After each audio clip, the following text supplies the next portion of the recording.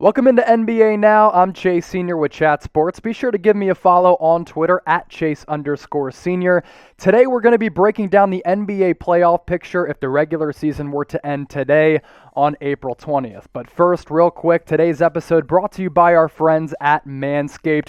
Head to manscaped.com/chat to get 20% off plus free shipping on the best male grooming products. We kick it off with the Eastern Conference standings. Again, we are recording this on April 20th. The Philadelphia 76ers in at first place at 39-17, followed by the Brooklyn Nets at 38-19. The Bucks in at third place at 35-22, followed by the Hawks and the Celtics. The Celtics in at that fifth spot, tied with the New York Knicks, but Boston does have the tiebreaker at 31-27.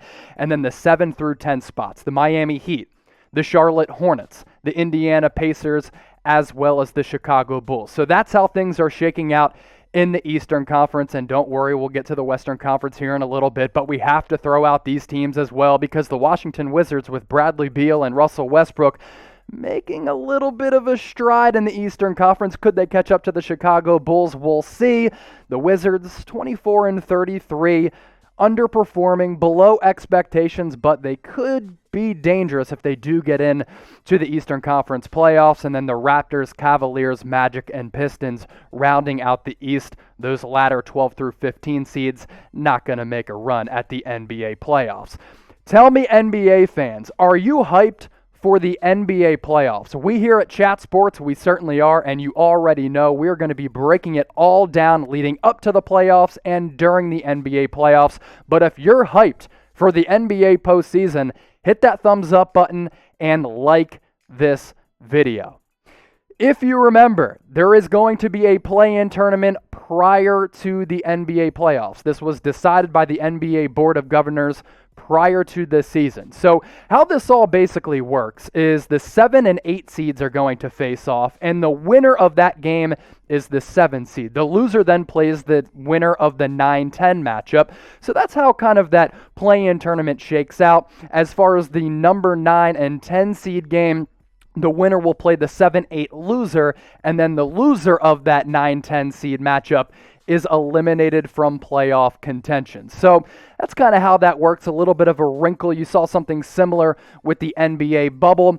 And if the season were to end today, these would be the current play-in games in the Eastern Conference. And the one we're showing you right here, the Charlotte Hornets and the Miami Heat, very, very intriguing to me. Why is that? Because LaMelo Ball has been cleared to return from his wrist injury. That injury is totally healed, and the Hornets have been one of the best stories in the NBA, going up against a team in the Miami Heat that made that surprise run to the NBA Finals last year, led by Jimmy Butler's miraculous play. The other play-in game, the Chicago Bulls and the Indiana Pacers. The Bulls, since making that Nikola Vucevic trade, they haven't been that good in terms of stacking up wins. Zach LaVine out because of COVID protocols. Vucevic has been great for Chicago, carrying this team right now. It hasn't resulted in wins, but the Bulls, if the regular season were to end today, would be in that play-in game against the Indiana Pacers. Sixers atop the Eastern Conference at number 1 in the East. They would get that play-in winner to be determined at that number 8 spot. And then the Hawks, Celtics in that 4-5 matchup in the East, as well as the Bucks and Knicks in that number 3, number 6 matchup in the Eastern Conference, which could really be an awesome matchup given how the New York Knicks have made strides this year, how they're playing, how they're coached by Tom Thibodeau, and then the Brooklyn Nets getting another one of those play-in game winners that is to be determined. NBA fans, let me know.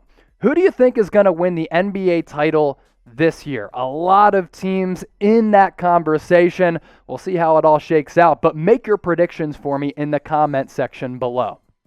I want to get to the Philadelphia 76ers. Number 1 seed in the Eastern Conference right now at 39-18. Joel Embiid is playing like an MVP. He has been miraculous this season. Yes, health is a concern, but when he is on the floor, there's nobody in the NBA that has been able to stop Embiid. For a 7-footer to average 30 points per game is really, really impressive given where the NBA game is right now in the modern scheme of things. Tobias Harris, he's also helped the Philadelphia 76ers a lot. He's living up to that monster contract that looked like one of the worst contracts given out about a year ago, and the Doc Rivers impact has been felt for this team. There's been accountability, and they are playing excellent defense. If there's a concern that I have for the Sixers, they don't have a go-to creator late in games at the end of shot clocks in clutch situations who's going to be able to create his own shot. Tobias Harris has been that for this team, but he's not a guy who's going to break you down off the dribble. So if there's a concern I have for the Sixers, it's that lack of go-to option who can kind of create and get his own shot at the end of games. Can Embiid be that guy as a post player? We'll see. Let's get to the Brooklyn Nets. Obviously, star-studded talent on this team, and I think Steve Nash has done a good job coaching them in his first season as an NBA head coach. When healthy, Kevin Durant, James Harden, Kyrie Irving are a nasty, nasty trio. Offensively, I'm not sure there's anybody, not just in the Eastern Conference, but across the NBA that is going to be able to keep up with the Nets offensively. But the big concern for the Nets, they have no cohesion at all because Kyrie, KD, and Harden have played less than 10 games together, and they are awful defensively. And I think when it comes to the playoffs, when the game slows down a little bit, you have to be able to play defense. Brooklyn, they've been an awful defensive team this year. I talk about the Sixers and the Nets, number 1 and 2 in the Eastern Conference. Which team do you think is better? Get into the comments and let me know. Type PHI for the Sixers or type BKN for the Brooklyn Nets. Other matchups here in the East, Knicks and Bucks. Giannis has been out. He came back. He looks healthy. The Knicks with Julius Randle.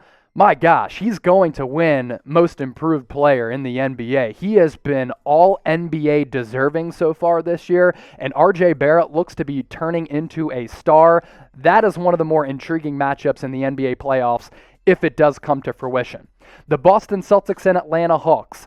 The Hawks to start the season, they were really bad. But they've started to find their groove after Lloyd Pierce was fired and Nate McMillan has been inserted as head coach.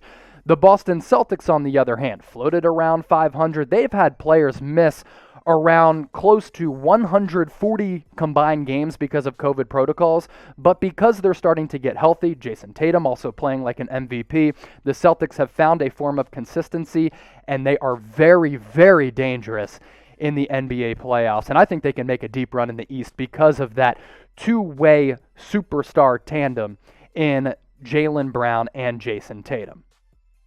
As I mentioned, today's show, breaking down the NBA playoff picture, is brought to you by Manscaped.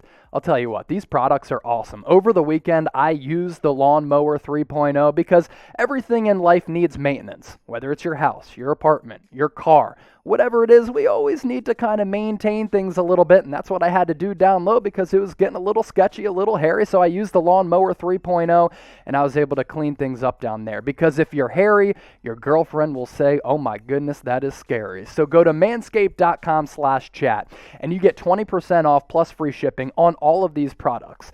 The travel bag, if you're going on a trip, you can throw your deodorant in there. You can throw the Lawnmower 3.0 in there and just kind of put it all together and go on that trip, hop on a flight, and have some fun. The ball toner, the ball deodorant, also great products that I use. And I ditched boxers a long, long time ago because I like to work out. I'm trying to run between 800 and 1,000 miles this year. I wear those briefs provided to us by Manscaped, and my balls don't flop around. So all of these products, awesome. You can get the perfect package like me, thanks to Manscaped, 20% off, plus free shipping.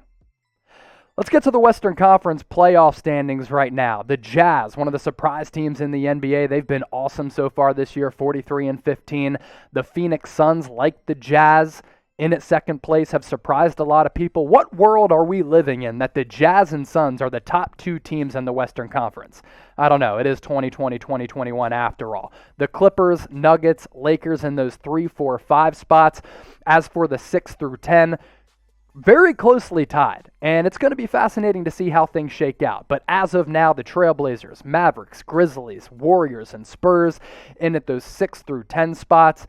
And then shaking things out, are the New Orleans Pelicans going to be able to make a run and get into one of those play-in games? They haven't been consistent at all, and they've lost a lot of games late. Stan Van Gundy effect? Maybe.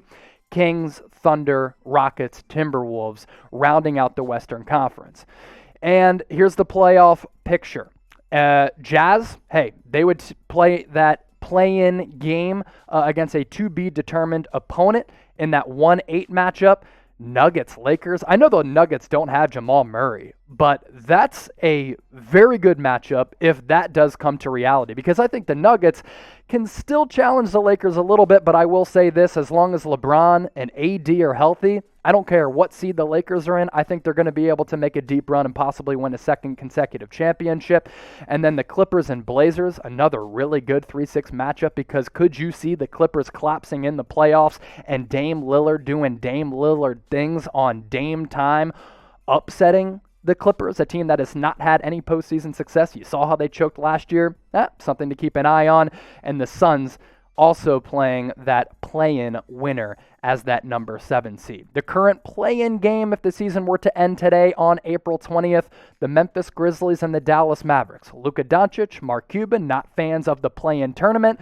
Well, they have to take care of business, because if they don't, they're going to be in a play-in game, and they're going to have to possibly face a scary Memphis Grizzlies team led by Ja Morant, who can win any game, any night against anybody. I still would like the Dallas Mavericks in that matchup. And then the Spurs and Warriors, the other current play-in game.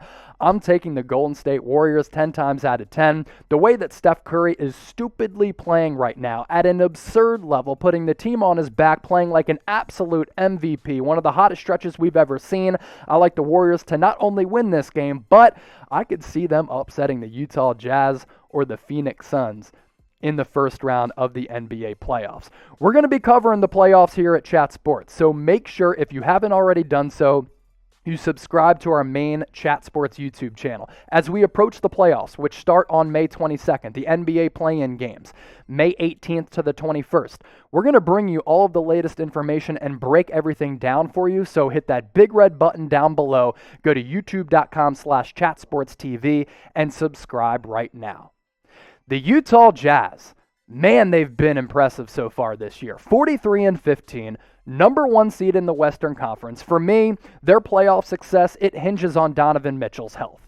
He sprained his ankle last week against the Indiana Pacers. He's expected to be back in the next couple of weeks, ready to go for the playoffs. But if that's an injury that lingers, that really concerns me a lot, because Donovan Mitchell has turned into one of the best scorers across the entire NBA. I love how well coached they are and how well-rounded they are. Yeah, they play a fun, fast pace, and they chuck up a lot of threes, but this is also one of the best defensive teams in the league. And prior to Donovan Mitchell getting hurt, he was averaging more than 35 points per game over his last 5 games. That's a guy who we've seen in the past 2 years can carry a playoff team and have a lot of success in the postseason. I think he can continue to do that for the Jazz as long as he's healthy. My concern for the Jazz, can they get over the big dogs who are looming in the Western Conference? The Kawhi Leonard-led Clippers, the LeBron and AD-led Lakers. We've always seen these small market teams have a lot of trouble trying to overtake those big dogs. That's my concern with the Utah Jazz. How about the Phoenix Suns? They, like the Jazz, are going to have to get over some of the big dogs in the Western Conference, but the Chris Paul effect has certainly been real. Chris Paul has done for the Phoenix Suns what Tom Brady did for the Tampa Bay Buccaneers. He's brought leadership, accountability, experience, and he's elevated the play of everybody else and motivated everybody else as well across the entire roster. And Devin Booker finally is getting the recognition that he deserves. That started last year in the NBA bubble because he was going off as the Suns went undefeated and he was lighting it up. But finally, Devin Booker, Chris Paul, a lethal 1-2 tandem in the Western Conference for the Phoenix Suns, which can take them through the Western Conference onslaught. And Monty Williams has done a great job with this team. My concern with the Suns, kind of like the Jazz, it's youth and playoff inexperience. Better team between those top 2 seeds. Is it the Jazz or the Suns? Hop into the comments, type J for Jazz or type S for the Phoenix Suns. I'm going to go ahead and type S. I think Chris Paul is the difference right there. How about the Blazers and the Clippers? I would give the edge right now to the Clippers because I think given their playoff shortcomings last year, I think this is a team that is motivated. And over the last several weeks, they've been much, much better. And anytime you have Kawhi Leonard, you have the ability to make a deep playoff run. And playoff Paul George, has been much better this year as compared to last year. Lakers and Nuggets. I'm going with the Lakers.